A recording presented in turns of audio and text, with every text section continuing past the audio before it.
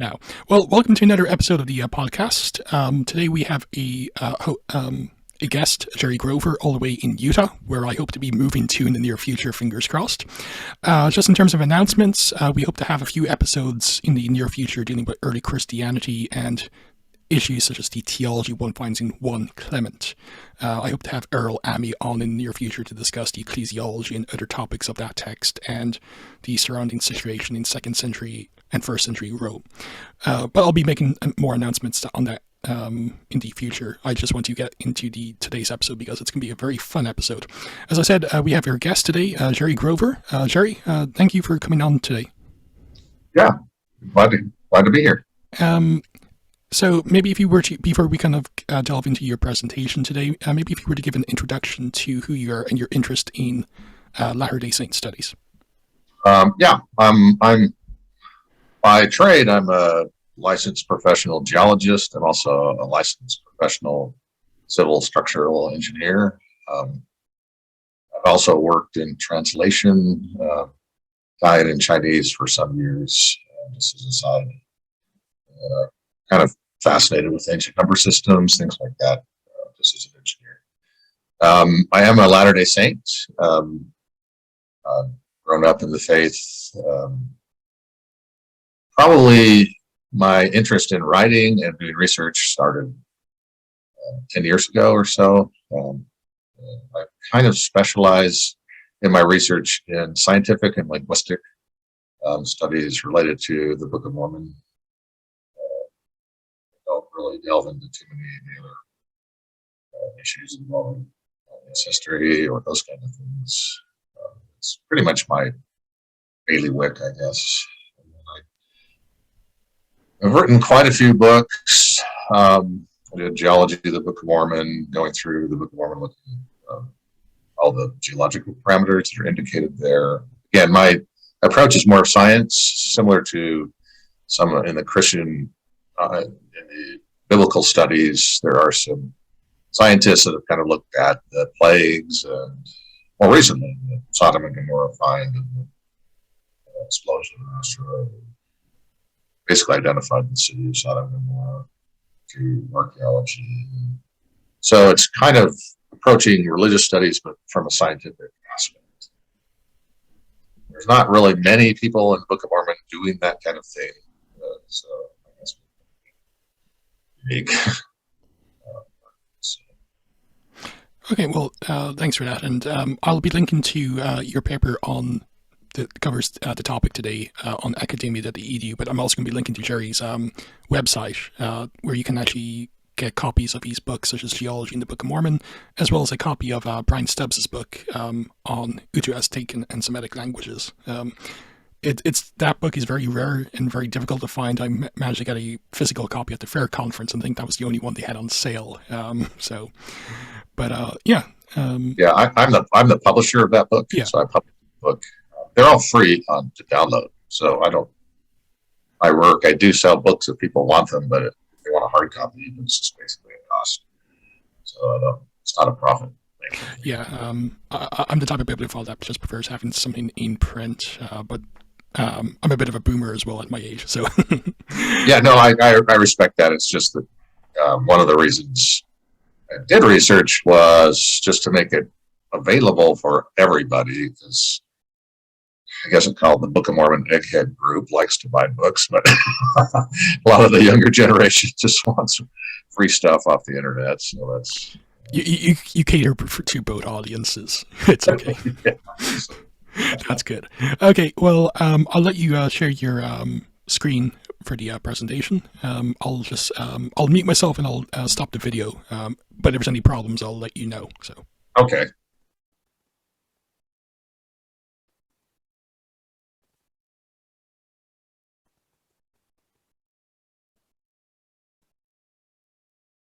Okay, so the paper that I wrote, which is going to be part of a new book I'm working on, the book is Book of Mormon Chronology, so I'm laying in all of the different calendars in the Book of Mormon and applying some new things such as this. So I'm better able to identify a very specific chronology, and it's worked out really well. We'll match to old anchor dates, as well as matching the internal chronology in the Book of Mormon. One of the keys there, you have certain anchor dates. You have some Mesoamerican for basically my studies indicate Mesoamerica is the location of the Book of Mormon. So I've tied it, some of the events there into Mesoamerican history. You have Lehi's departure, which we have some known dates in the Old World.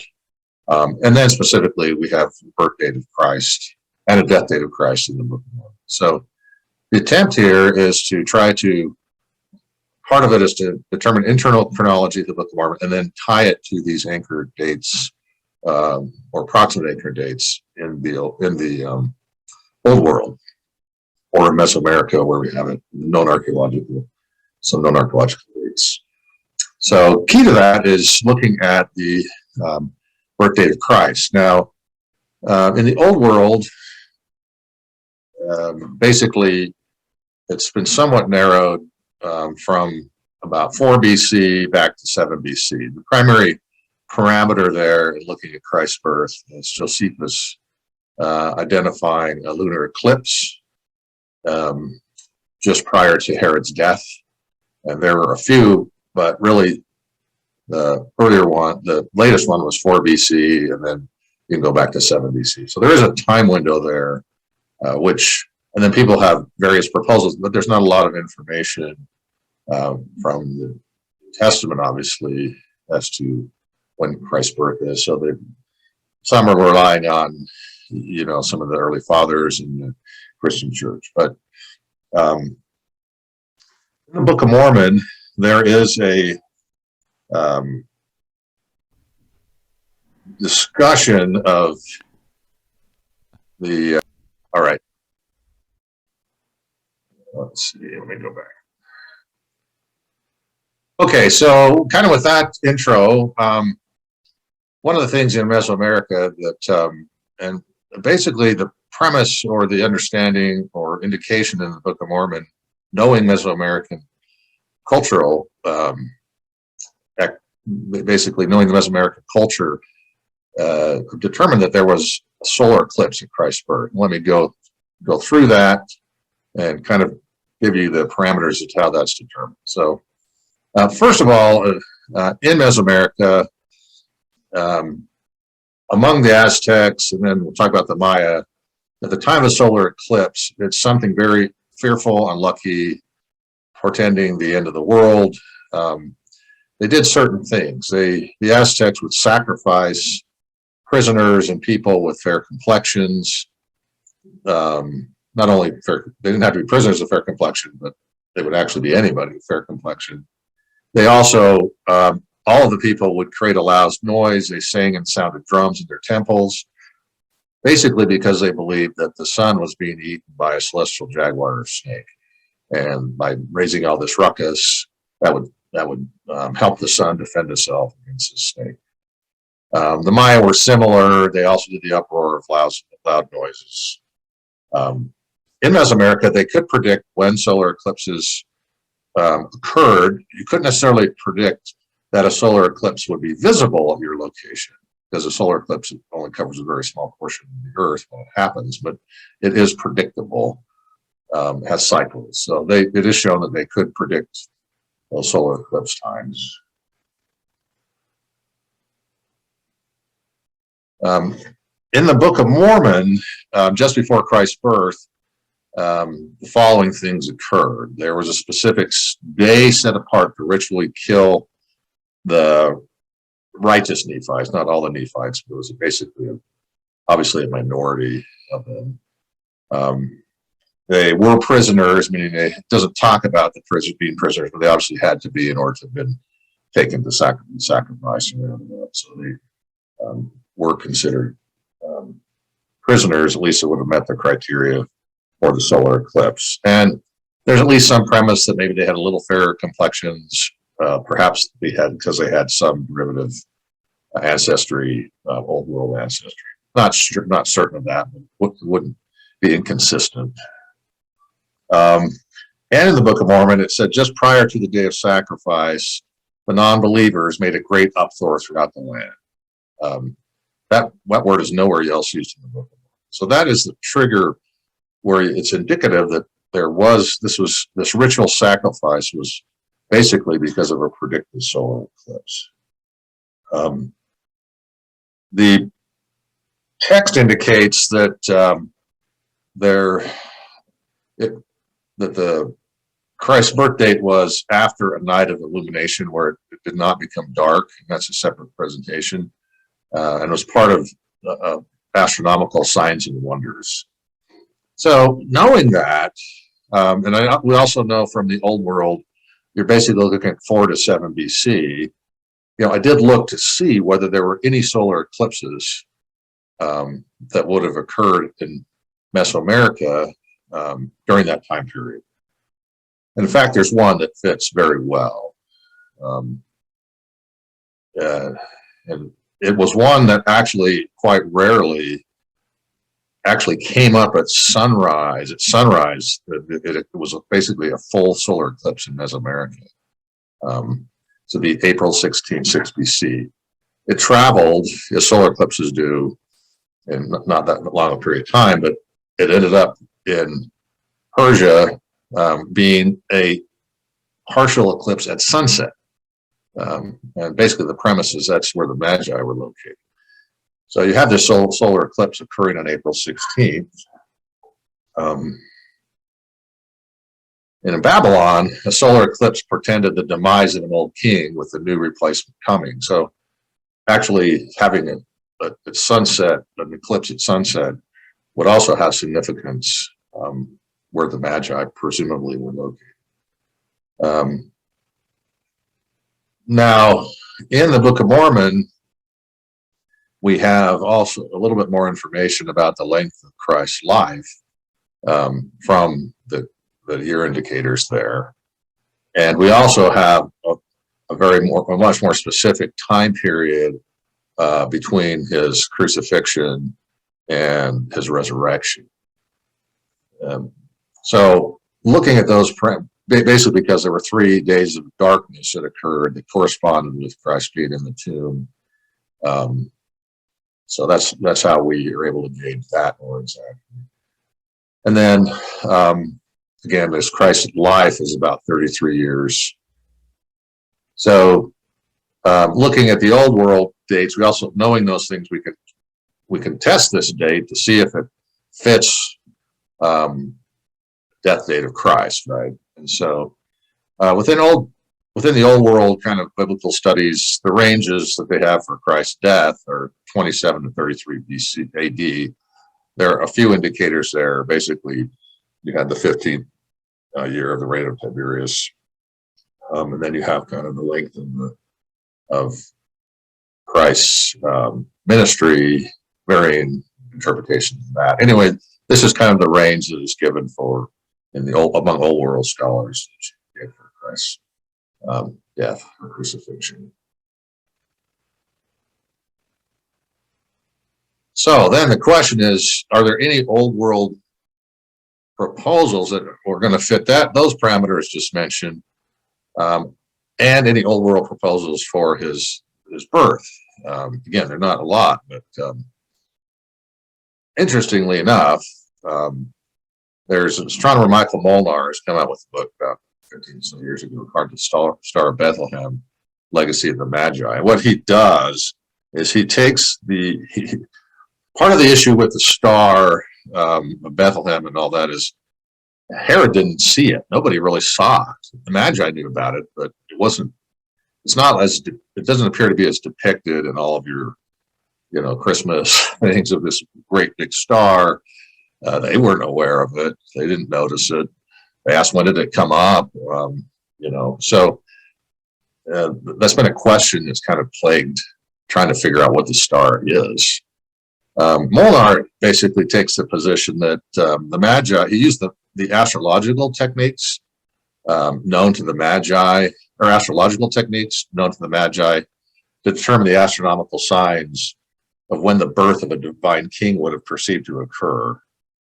And basically, he found an event that was roughly, once in 1,000 years or something like that would have occurred that actually matched the astrological techniques. And interestingly enough, it's April 17th, basically the sunrise on April 17th in Israel. And I'm not going to go through, he's got an entire book, but he used kind of the format, the astrological layout techniques using the format and where the various planets sit. And I think in Aries is what he was looking at, because that's one of the different constellations for the divine king there can relate to different countries. And Judea is one of those for Aries. I did take this Stellarium software where you can go back and actually get the night sky on any particular date anywhere on the Earth. And so I kind of looked at this as to what it would look like on that date, and I just picked Tehran. That was, you have to pick certain cities. I don't have a lot of that. And it's also interesting because you actually one of the prophecies, and I'll mention that, is in Numbers related to the birth of Christ, is that a star will come out of Japheth, a scepter will rise out of Israel. And very interestingly enough, all the planets, the sun and the moon, essentially are forming a straight line here at sunrise. Again, some were not visible after the sun came up, but they would have known exactly where those planets were. They tracked them. So that also is, and Molnar didn't note this, or Molnar didn't note the solar eclipse either. And so it's interesting that it also fulfilled the prophecy there. Some of the questions that have been raised about Molnar's work, obviously nobody accepts everything in the biblical studies community, but so it was kind of like, why, one question was, why would the Magi even be looking at this April date? Typically they would do, there were astrological analysis ran on, Roman emperors, that kind of thing, to show, did they match any of the divine king standards of their birth date? So the question they raise is, hey, why would they even be looking at this date to even be considering it? And I think the solar eclipse the night before at sunset, kind of again a rare event, would be a trigger for maybe them to have looked, because that's a sign of a demise of a king. The other thing is, question is, why would the Magi kind of conclude that the Judea would be the place? Because Aries, and I'm simplifying this argument, but is Aries there's about a half a dozen countries that it could actually apply to under their astrological techniques. And I do think the solar eclipse also be indicative of that, because located directly west of them, and the sunset going down, basically where Judea is, would also be helpful as an identifier. And then similar to that, it was kind of like, well, it talks about the star rose in the east, and the Magi, basically using these techniques, Molnar has made the argument that Jupiter, because of an occultation by the moon that morning, is the divine sign. He's basically arguing that Jupiter is the Bethlehem star, and that it was able to sit over the house, over Bethlehem, when they arrived, because it was in retrograde, if you understand. Basically, Jupiter, because of the different orbital speeds of the Earth versus Jupiter, it can look like it's standing still or even going backwards for some period of time. It's just called, in astronomical terms, it's called retrograde. I mean, it's not the only planet that does that. So he has made the argument that Jupiter is the star of Bethlehem. But the question is, why would, if it rose in the east, why would they head to the west? And again, I think the solar eclipse at sunset would also be a reason why that they would have done that.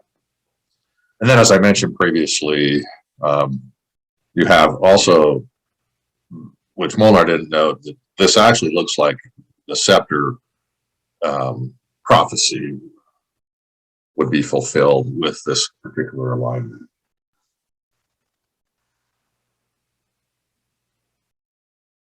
So again, what about the Star of Bethlehem? And Molnar indicated it was Jupiter, and it satisfies, I think, all the parameters of the star. The Book of Mormon also has a star appearing after Christ's birth, but they call it a new star, and we have to look at that to see if that if the parameters are met there for Molnar's star, and it doesn't appear to be. But it doesn't say there that there's nowhere in the Book of Mormon does it say it was the star that occurred in Israel. So I think the conclusion was going to be there is a separate new star that was observable in Mesoamerica. And unlike in Israel, it was seen by all pretty much, at least in that limited area where Book of Mormon would take place, basically Isthmus of Guantanamo. And the other thing is you would not have, it's probably not, wouldn't expect Jupiter because they were not familiar with the Magi Middle Eastern astrological techniques or beliefs. And they also indicated that the new star was such as one we've never beheld. And so you're looking at something different. So then the question is, okay, what could this new star be that was observed in Mesoamerica and didn't appear to be observed in Israel, or it would have probably been noted if it was something that everybody could see, or anywhere in the Eastern, where they kept records, like in China. Babylon kept records too, astronomical, but not during this period. We never really found them during this period. So the question is, is there something that could meet that requirement? And the answer is yes. I think you're looking at a southern hemisphere comet. So it wouldn't have been observed in the far northern hemisphere, because Mesoamerica is in the northern hemisphere, but obviously at lower latitude. So, and then the issue of it being one has not been beheld. Of course, comets are happening periodically all through history, but there's such a range and variation of the comets. So that could be indicative of it's a different sort of comet they've never seen. It could also be that it was in a different location, maybe in the southern sky that they've not seen. Basically, in Mesoamerica, you can see southern hemisphere comets that are not visible further to the north, even though it's completely still above the equator. There is a range. For example, like in Hawaii, you can see the Southern Cross, but you can't see it in Israel. And so there is a certain sector of the sky that's visible. Mesoamerica that's not visible. Israel or China or any of those places where we have observational astronomical records. Then the other thing is, in Mesoamerica, comets are really quite unlucky. They're a horrible, scary event with all kinds of bad omens in Mesoamerica, but that's not the case with the Jews. So, because the part of the Book of Mormon, what happened in the Book of Mormon is you had these observations of the new star and signs and wonders, and probably the solar eclipse is part of a sign and wonder, is the unbelievers collapsed and basically panicked, whereas the believers, which we would arguably be having some Hebrew cultural basically following the Hebrew culture and religious practices, the Jews did not view comets necessarily as bad omens. In fact, it was just basically situational. Halley's Comet occurred during their liberation in the 164 BC, and that's kind of where the Festival of Lights came from, which the premise is that the comet was part of why they call it the Festival of Lights. So it was a positive event. And that would be similar to what happened in the Book of Mormon, where basically it was part of their not being sacrificed and being liberated, if you will. And so that's basically the summary of what's in the paper, and basically a more expanded version even of the paper is going to be in the book. that deals with the solar eclipse and Christ. I don't know whether you have any questions. There was another section of the presentation I'm going to present on the day of brightness and the signs and wonders. And I'll stop share and open that other. No. If you want to skip into the next one straight away. Okay. Yeah.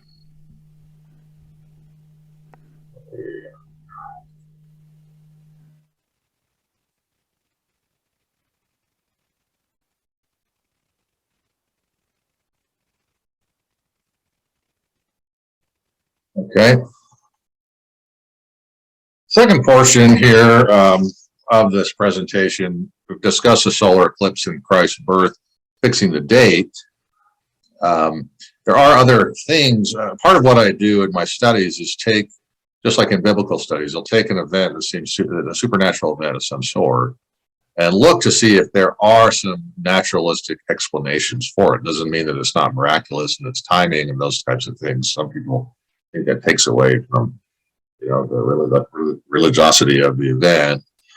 But as I did in the geology of the Book of Mormon, I looked at the death of Christ, explaining it by a volcanic eruption with a concurrent regional earthquake that would explain all of the parameters indicated in the scripture are met by that natural event. And so prior to the day of Christ's birth in the Book of Mormon, it's indicative, it indicates that the sun went down, but there was brightness for that full night. It was light or illuminated. And then there are also some concurrent signs and wonders. So this part of the presentation will be discussing those elements and possible explanations for them and going through some of the things that maybe don't work.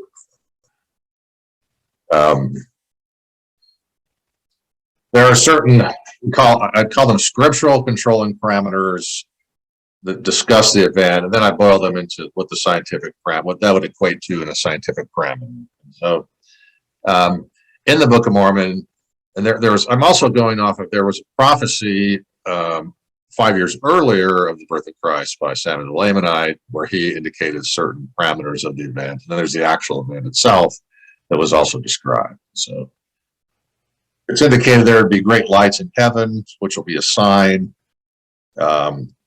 In the night before he cometh, there shall be no darkness. Shall clear unto man if it's day. There was no darkness. It was light as midday. There's different references to that. And though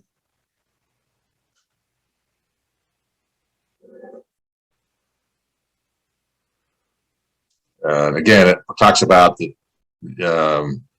it's not the sun disappearing or the earth, changing rotation, anything like that. It's talking about the sun did come up in its proper order. I mean, again, it looks like it came up in eclipse, but it basically, the explanation looks to be something not supernatural in terms of like somehow some have interpreted certain events in the Old Testament of their standing still, that kind of thing. It also talks about there should be many signs and wonders in heaven. They should be amazed. People fall to the earth. Those who do not believe will become as if they're dead. So it's obviously some traumatic, shocking event to at least the people that are anticipating killing these small group of righteous Nephites. And then a little bit later talks about that there were certain lyings after the event that trying to get people to not believe in the sign of Christ years after, that they just not to believe in those signs and wonders, because after this occurred, there were some people that were not part of that group that ended up joining the Nephite Christian group, if you will, because of the sign and wonders. And then after it talks about 4 years later, they began to forget these signs and wonders which they heard, and less astonishment. So that's the scriptural parameters given. So then we take a look at, okay, looking at that from a scientific approach. Talks about great lights, which would indicate multiple significant light sources. Not that all had to together make the illumination. Maybe it was one that illuminated, but there are other signs and wonders that could have been part of the illumination. It's clear that separate from the illumination, there are specific signs and wonders. The overall light is not bright enough that the sun can't be observed the next day, so it's not that blinding light. And when it says at midday, that's basically, you have to take that also from a scriptural standpoint. It could have been kind of just indicative. It wasn't like they were measuring luminosity. It was basically a general statement that it was very low.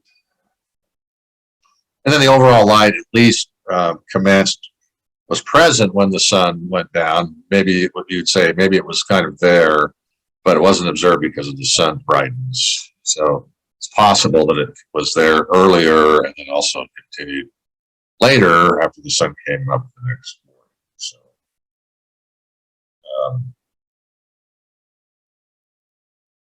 and the order of events, and looking kind of at the scientific approach, is the text indicates that, the sun goes down, the illuminations start, certain non-believers collapse just because of the illumination, signs and wonders then appear, and then the rest of the population falls to the earth. So it's a little bit of multiple event.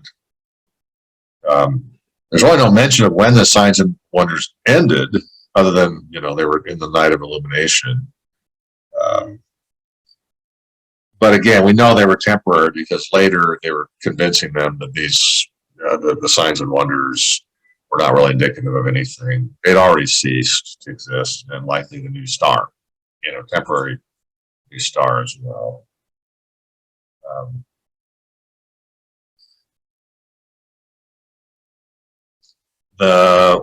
There's one kind of, not really difficulty, but there are different mentions of the signs and wonders, and at least one indicates, basically, the following the event, it indicates signs and wonders were heard. There's some interpretation there, maybe they were heard, meaning talked about, but we at least have to look at the parameter that there may have been some audio aspects to the signs and wonders.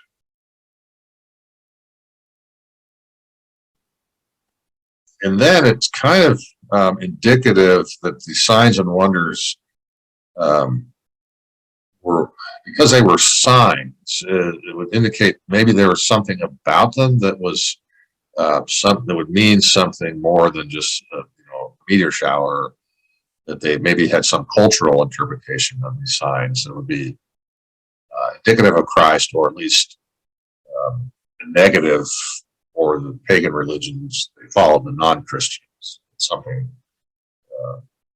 affect, maybe dovetailed into their belief system that would cause them to panic or fall to the earth, those types of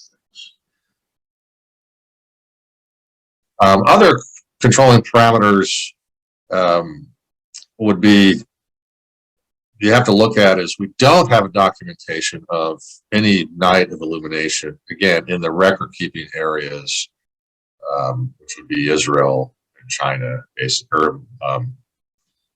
Israel in the sense that we have some New Testament. They weren't large astronomical observers, really not that much at all, but you would have thought that maybe that would have been noted in the New Testament.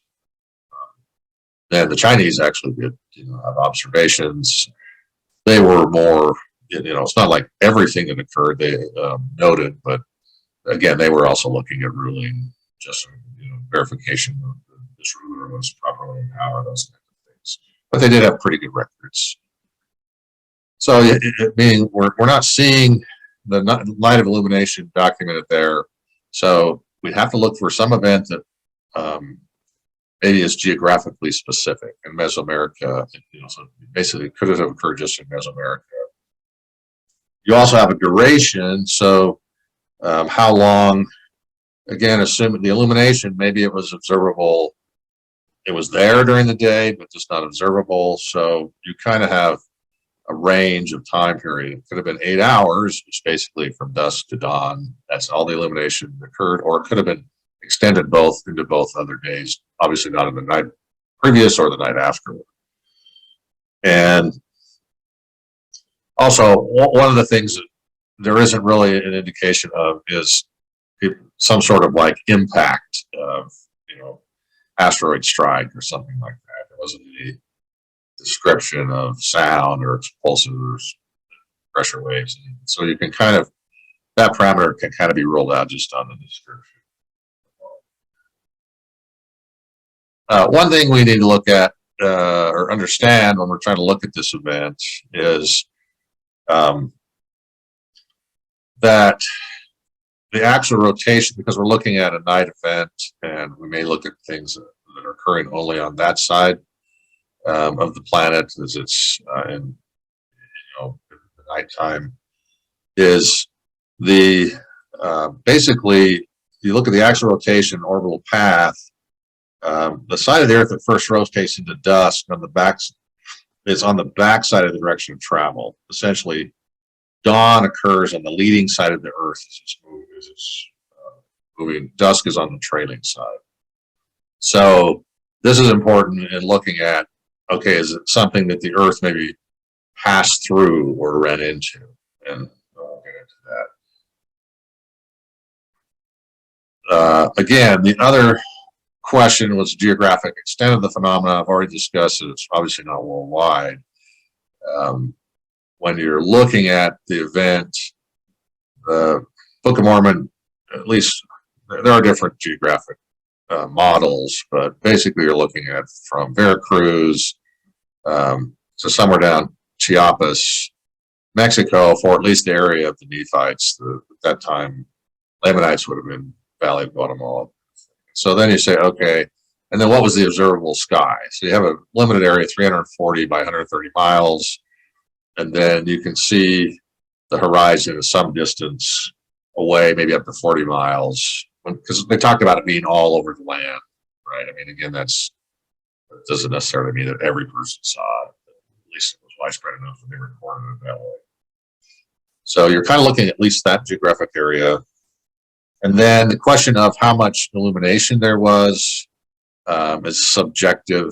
Could have been, it was an overcast day. I mean, you still had the sun being observed up and down, so it wasn't that overcast. But we wouldn't necessarily have to say, hey, it was just exactly like the luminosity, measured luminosity how we use. So first we'll go through possibilities that can be ruled out. Some have proposed a supernova, which is an explosion of a star, which can be very bright, but based on the scientific parameters and scriptural parameters, the problems with this type of explanation is it's kind of disqualified because it requires lights, not just one event, not one light. And again, you can say, well, maybe there's a meteor shower, different things happening at that time. So, but this also would have been observed in illuminated old world areas. And it leaves residual material that astronomers can now, can actually look at now. And there has been none that have been found at the proper time frame for the birth of Christ. And as this chart shows, the duration is just too long. It's days and weeks that you have the brightness occurring. You don't really have any such thing as a short-term supernova of, that would only last 8 hours, 8 to 40 hours. So that one doesn't really need it.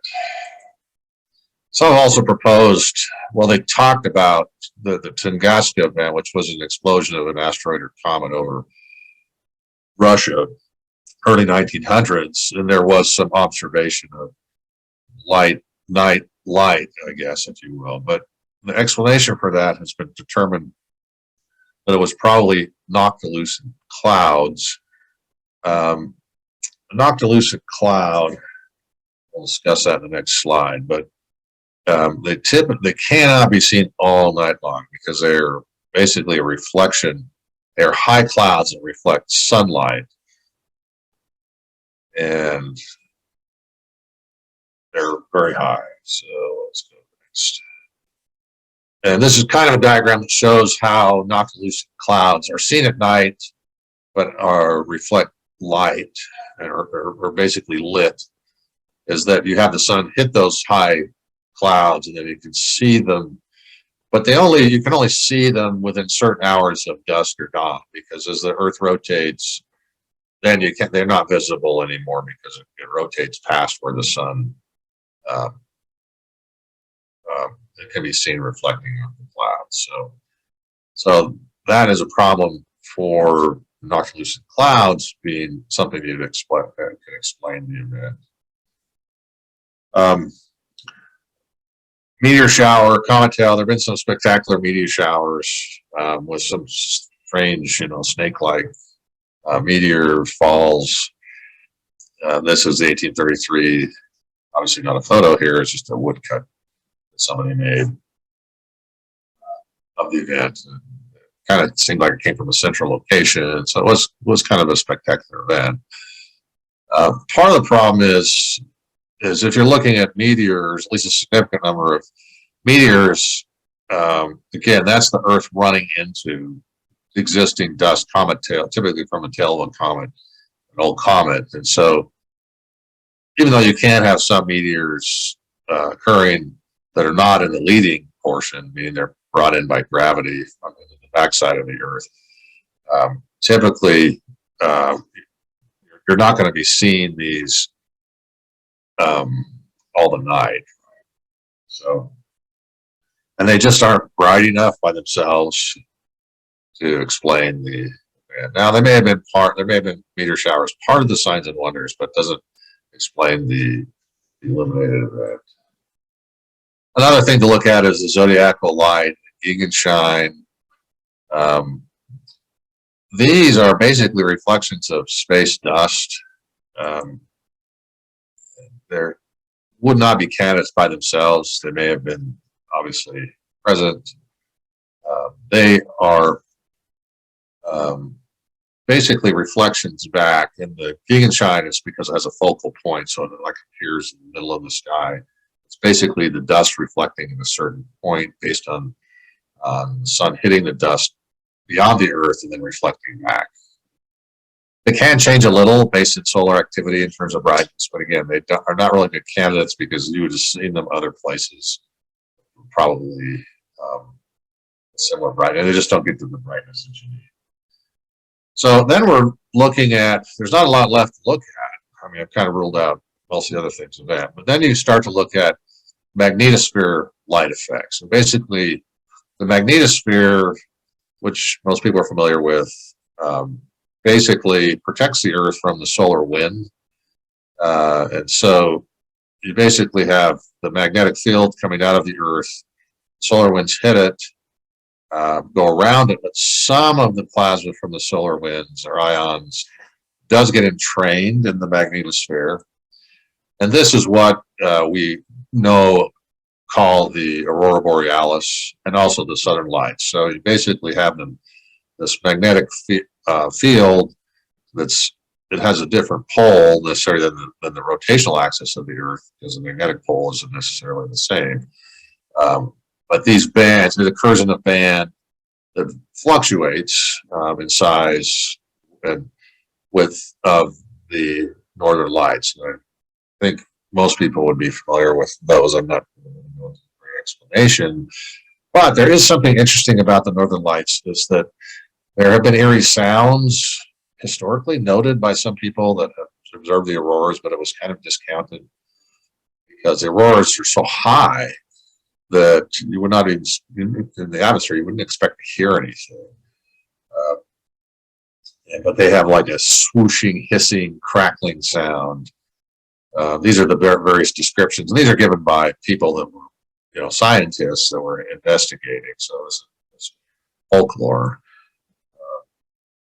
And there's also what's called the SARS, which is can be seen sometimes. Again, this is another magnetosphere effect that occurs a little further south.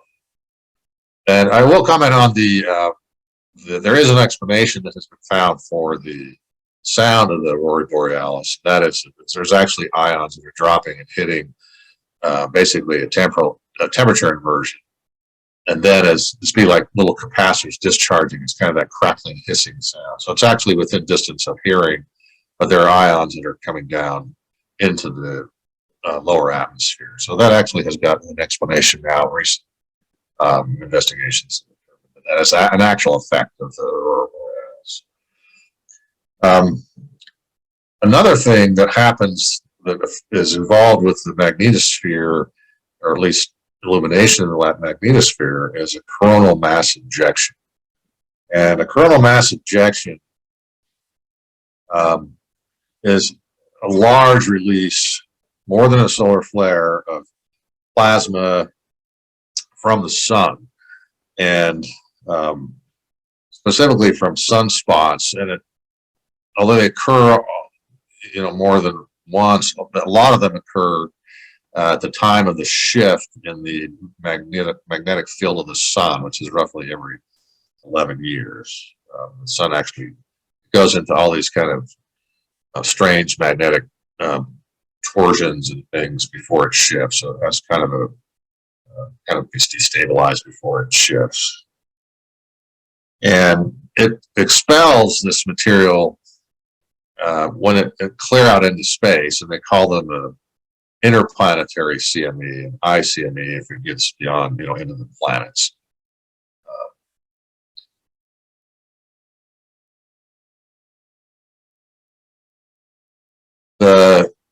This is an illustration, obviously, of kind of what's happening.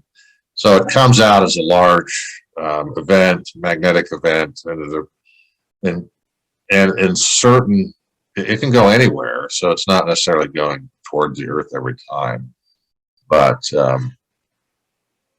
when it does, and it hits the magnetosphere, it has some spectacular type of things that happen. It will actually flatten the leading side of the magnetosphere and modify the tail side as well. It kind of compacts, it's like the magnetosphere is still there, but it changes it because it's getting hit with a large magnetic solar material. The largest recorded event we have, and is documented, is the 1859 Carrington event. We haven't had an event like that since. That's one to look at and say, okay, could this be explained? This be a possible explanation for the Book of Mormon event? There were actually two. Some amateur astronomers observed.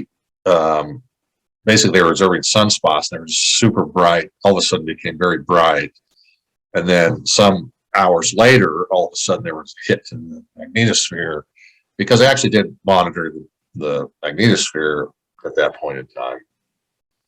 And there was probably because of the observations that occurred, it looks like there was a couple of CMEs, one shortly a day before this one. It took 17 hours or something to get to the Earth. And what happens when we have one of these events, it changes the aurora borealis, or the southern lights.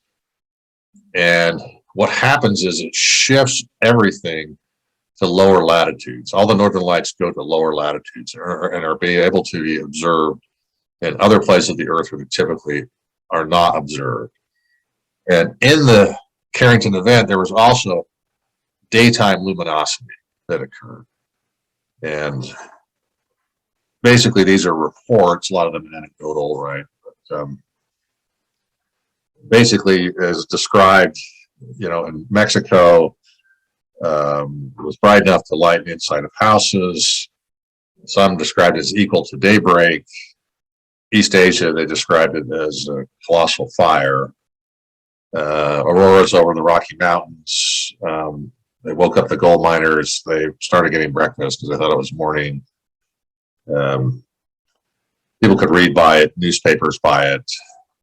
Again, other people in South Carolina went to their job site until they realized it wasn't day. There's no sun. So it looks to be able to explain, at least there's enough luminosity to meet the Book of Mormon event in terms of brightness. So then we have to look at, again, we have these scientific parameters we're looking at. The other question is, okay, we have the geographical issue that it was not observed, the Book of Mormon event was not observed everywhere, or at least on the other side of the Earth. And so we take a look at this Carrington event and see where it was observed, because it also had a duration. We'll talk about that. But as you can see, there were aurora events only observed primarily in North America and Central America, Mexico. Again, some down in Australia a little bit.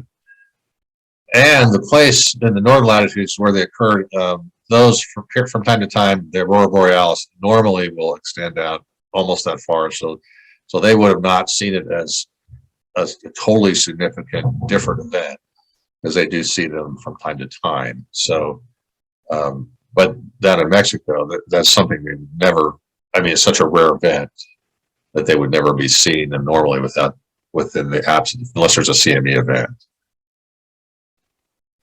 So then the question is, okay, we have a time frame too that has to be that shorter time frame, 8 hours. And we don't know how long the signs and wonders could have been occurring even into the next day. We know they weren't really occurring, when the illumination started, or at least in the day before. So it looks to be that they started at the same time as the illumination. And if you look at the CME event, there was actually like two I mentioned. The time period, basically, you have events that would fit within the 8 to 40 hour event, a day and a half event. Most of them occurred within, 8 to 9, 10 hours. So it actually matches the duration parameter of the Book of Mormon. And then the Northern Lights themselves are really spectacularly amplified during a CME event, because as you can imagine, there's much more solar plasma entrained in the magnetosphere. Again, not having seen these events before, call them a sign and a wonder. It would certainly be what you would expect, but that was spectacular to them. And just unexplainable. Even have like faces sometimes seem to be in the aurora borealis.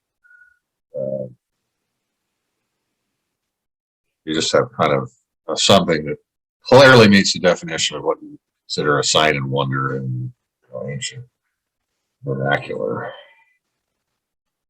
This is a drawing of the Carrington event, and there was actually kind of a central dome that they observed with kind of strange things coming out of it. So again, interesting kind of geometric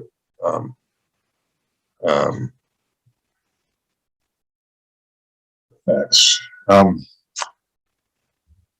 Now then I kind of dealing with the question that again, it was something they had never seen. Also kind of the implication is that it maybe had some religious implications for them, the actual signs themselves. And one reason it may have been so stunning was that the symbols of the pagan gods may have been able to be interpreted in the features of the aurora. Also, there's at least some argument that the righteous Nephites maybe were following, or at least representing, that the Quetzalcoatl, one of the gods, Mesoamerican gods, may have fit essentially some of the Christian elements. So it's possible that maybe they looked at him as some representation of the Christian God. That's hard to define, because the records that we have, basically that were recorded at the time of conquest, there was obviously a Christianization of the accounts, both by the Spanish and by the chroniclers, that actually kind of put Christian elements that weren't really there in the account. So it's a little bit tricky to kind of ferret out. You have to use earlier records that there weren't much of. So, but in that, basically in this environment, this religious belief system, Quetzalcoatl is a serpent, flying serpent, often depicted in green.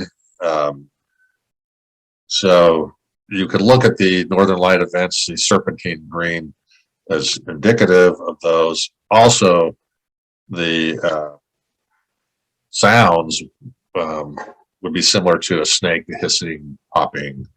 Quetzalcoatl was one of the basically manifestations as a rattlesnake. So even the snake sounds. The other thing is also in the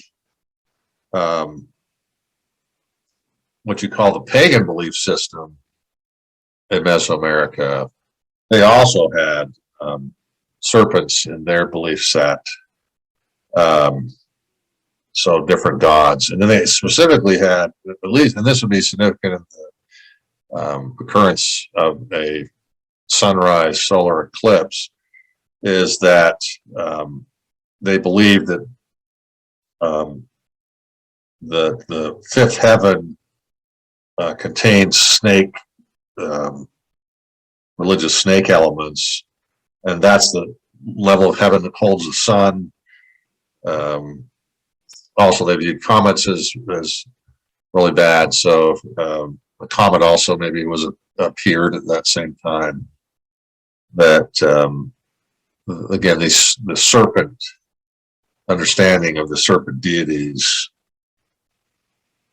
would also have impact on them. And again, I kind of just have a discussion of the vision serpent. And to indicate this would not be, it's not a unique supposition, is the other cultures that had the auroras on a more regular basis call them candle dragons, flying dragons, burning dragons, heavenly god. They recognize the serpentine or animalistic, basically interpretation of the Northern Lights. So it does meet that criteria that we were looking for that's indicated in the Book of Mormon. So then the question is, okay, so I have an event that really does explain pretty well all the parameters that are given in the Book of Mormon, meet it scientifically. Is there any record of an event around that date of 6 BC? You do have, like I said, the auroral observations, but you kind of, there may have been a few occur, but it's not necessarily that there were any, because you kind of, like I showed, it could happen only on the other side of the planet, basically in North America, South America. So that's I looked at those, but there really wasn't necessarily anything that would be indicative of a huge event over there.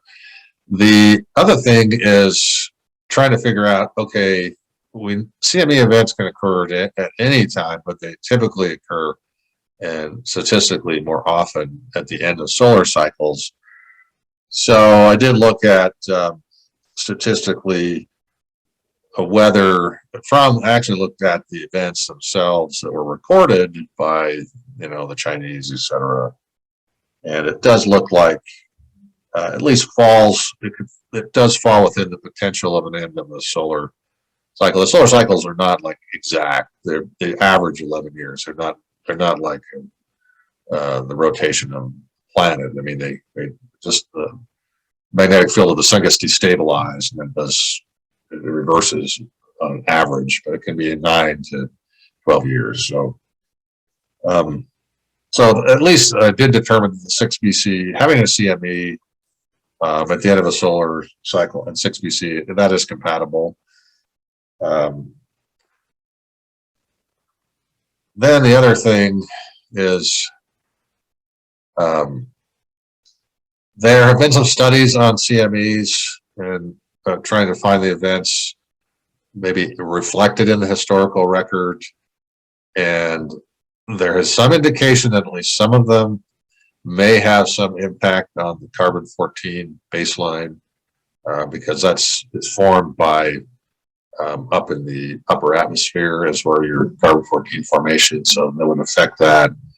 The Carrington event was looked at. It was not found to have any indication of changing that, but since that's a possibility, I did try to go back and look at the data sets that are used to establish the carbon-14 models, they're based on dendrochronology, or not dendrochronology, but a sampling of organics, typically trees, so where we can count back using dendrochronology and know the time period of the date, the year. They had not, during this time frame, they had not broken it out specifically enough. They had averages, so I couldn't tell whether there was an increase in carbon-14 in a particular year in the data sets that were available. So again, it was not something I looked for, but they didn't have enough data. The data breakdown wasn't sufficient to make that call. But basically, looking at the Book of Mormon event, it does, all the criteria are met by a CME. Again, you had the illumination, the extent of the auroral oval expansion down to Mesoamerica. The duration is met, a short-term overnight on one side of the planet. It does have acoustical elements, and of course, like I said, it contains signs and wonders just by the nature of the lights themselves. One other thing is, one of my books, I actually have looked at the characters document, which is a transcription of the Book of Mormon characters, a series of them, and was able to actually, Egyptian hieratic, render a translation of that. It basically looks like it's a summary of the prophetic calendar. And this event is mentioned with a date. And it was kind of curious because they used the term for brightness in the hieratic, just slightly modified a little bit, and it had kind of two squiggly, they look like squiggly lines, but actually, as I've seen in some of the other glyphs there, they kind of modified them slightly depending on what their meaning is. And so this, I would say this is like secondary proof that in fact we are looking at like northern lights down in that area. This is kind of just basically the Egyptian translation of that. White or bright. And these are the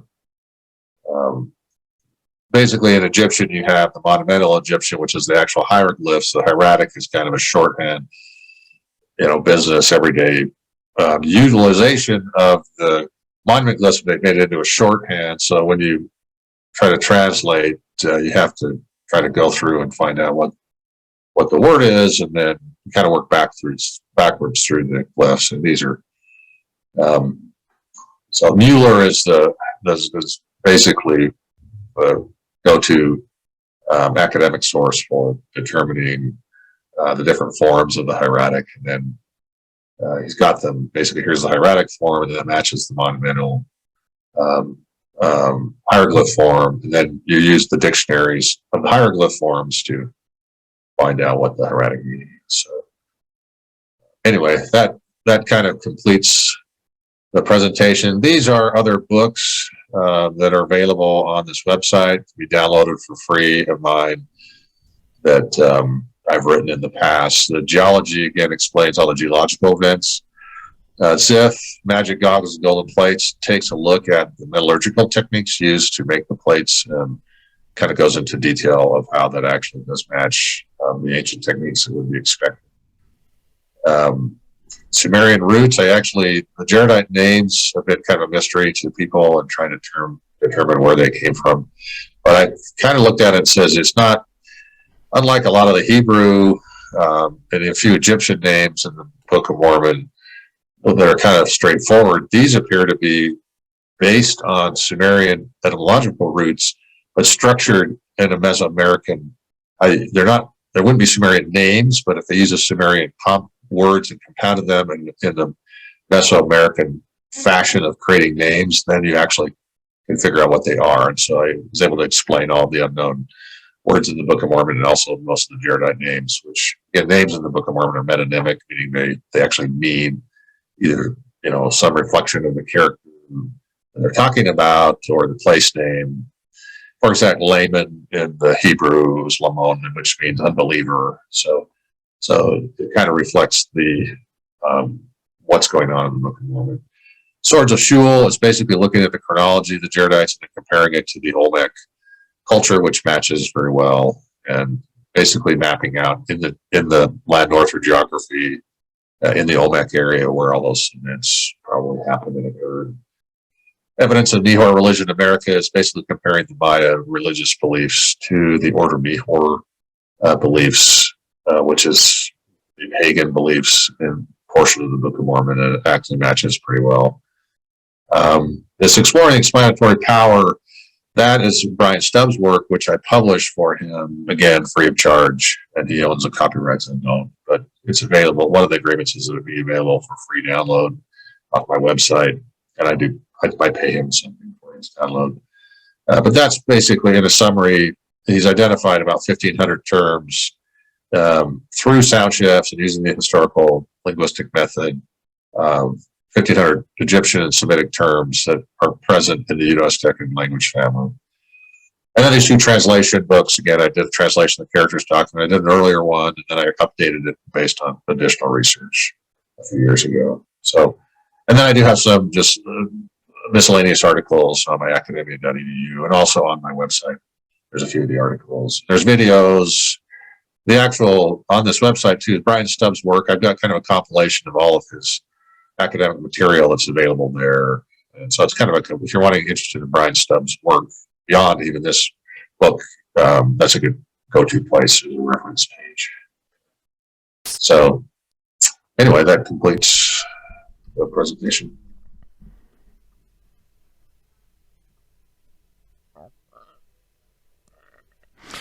Well, that was very informative. I do.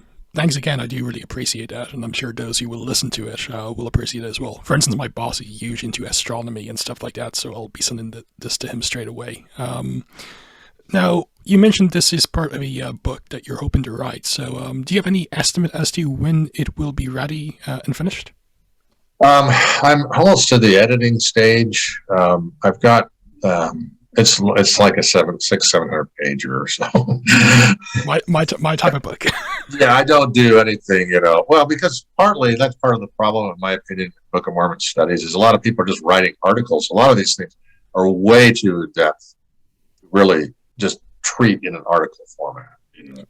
And some things you can break out as an article like this, maybe, but like translating the character stock, you can't do that in an article. It was 400 pages because you're comparing with Egyptian and Mesoamerican date structures, and so anybody if it's going to be and usually, as people understand, if you're doing Book of Mormon studies, people that are not LDS are skeptical of your research because they don't, the whole underlying premise of the Book of Mormon of basically having a divine origin of sorts.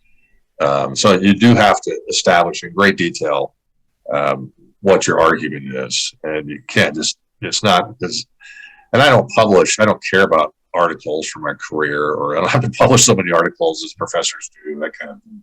So when I put it out there, I wanted to be out there thorough, well documented, and all the reference material available. And so I typically do write, my books are much more extensive. This one I hope to have out in 3 to 4 months, but don't count on it because I usually have an edit. I have professional editors, and all my stuff's peer reviewed, and I send it out to non-LDS people to peer review. I pay them, and of course they don't subscribe and say, "Oh yes, this is," they're not basic, but I'm having them look at it from a scientific standpoint. Is my methodology appropriate scientifically? And that kind of thing. So it does take a little bit of time to have the peer review done. And like I said, I do publish limited number, like 200, 250 books for libraries that want them. But then I basically have it on my website, posted up there, and you can download it. So I hope to have it done 3 to 4 months, but don't count on that because sometimes when I get the editing done, they come back with recommended changes, as you know. So one thing I don't have to wait for is, typically you submit an article, you wait 2 years sometimes for them to process it. I don't, since I'm paying people to review, I tell them you can't take 7 months to do peer review. You got to have it a couple months or a month or so. No, that's good, because I do have a friend of mine, and you actually do know him, Neil Rapley. He's into Book of Mormon chronology as well. So he actually, I talk about he has a section.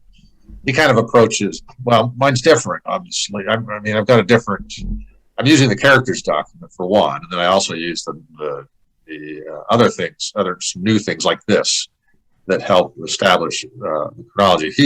He he wrote an article which I discuss about the Samuel Lamanite 5-year, looking at different Mesoamerican calendars. I haven't found, to be honest, and I wouldn't expect that because the year count started in the Old World, so you would not expect that. There are multiple calendars in the Book of Mormon. And one thing I'm showing is there's a Jubilee calendar underlying every 49 years. For example, that talks about the Trump. You only see a Trump mentioned in the Book of Mormon in a Jubilee year or a mid-Jubilee year. There's only like 3 mentions in that. So, and the other thing you have this Jubilee calendar. It actually goes back, the base date of it is the first departure of Lehi, first prophetic calling was actually when that Jubilee calendar starts. So there's actually multiple calendars, but I don't find, and that was something I looked at. I was like, okay, am I going to find any Mesoamerican calendars here? And I'm not.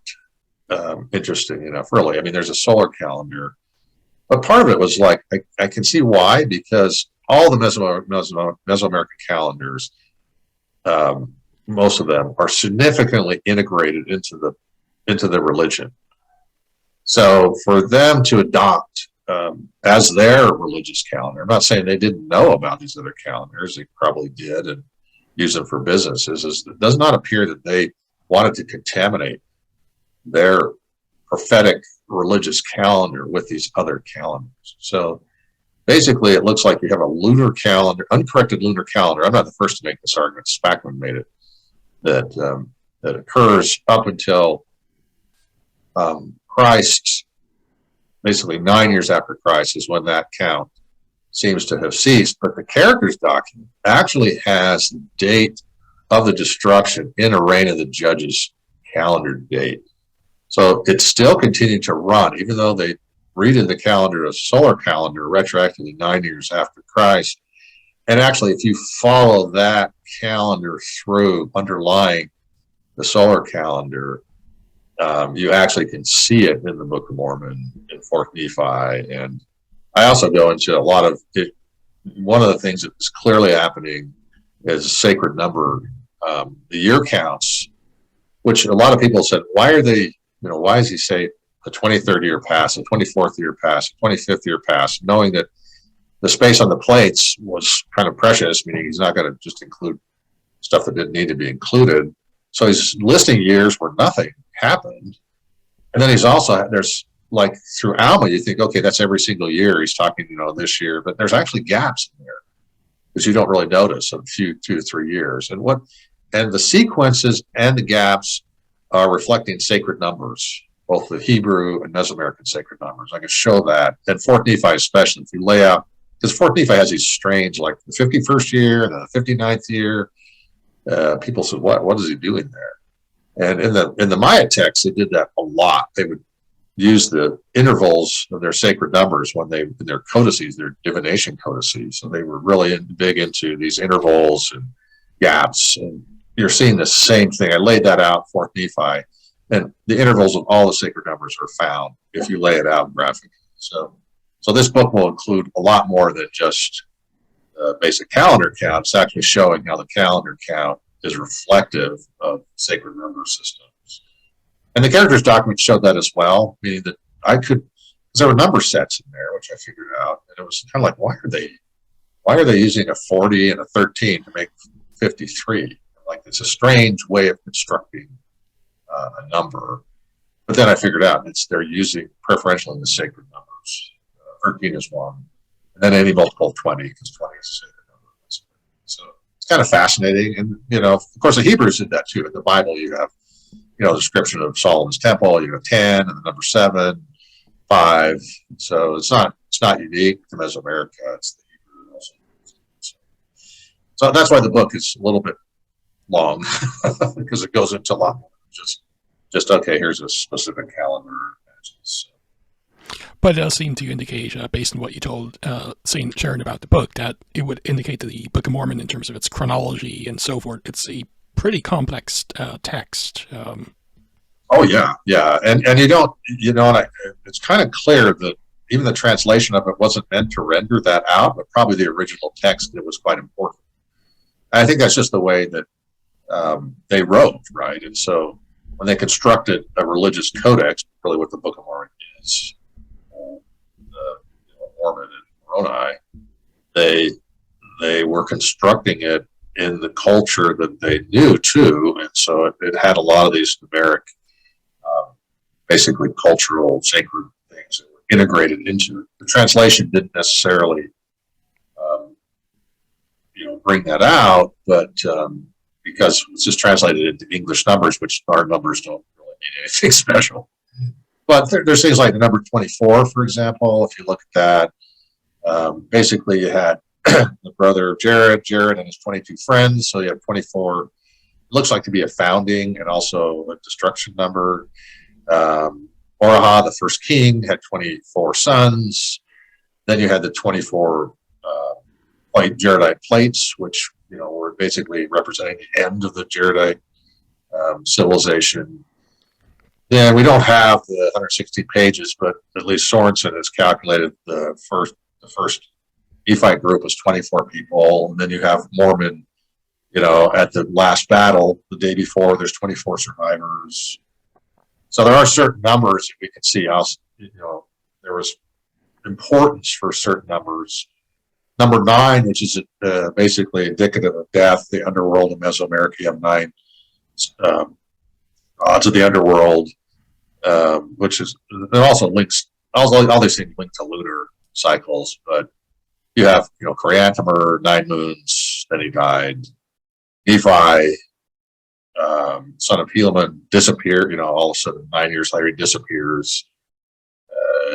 When Jesus, the disciples there were the 3 disciples that were basically promised they wouldn't die. The others were given 72. They died 72 years, which is basically a multiple of 9.